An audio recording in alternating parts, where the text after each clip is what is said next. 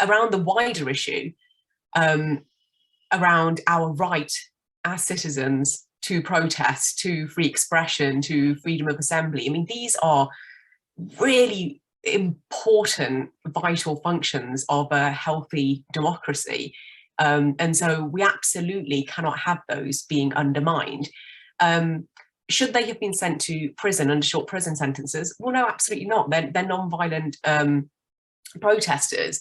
And actually, it seems to me, I think in relation to this specific case, that the government doesn't even need to introduce any draconian laws, even though it's actually proposing to, because this was all done through these super injunctions. So it was actually under existing legislation that they were able to give them custodial sentences.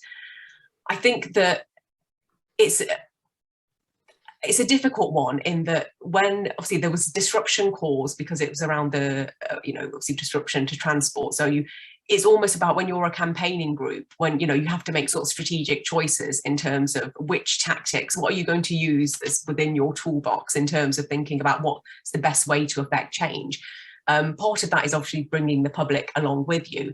And so given the fact that what they're actually asking for feels perfectly reasonable, given what we know now about the impact of climate change, it feels that this could have been dealt with in a much more measured way. But then there's another part of me that thinks actually by being given a custodial sentence, it's given them a far more traction in terms of it's given them a whole new raft of media attention where they can push out their message. Because I don't think that bit they have been very successful at doing, because we just knew the name Insulate Britain, but not really knowing what it is that they were calling for.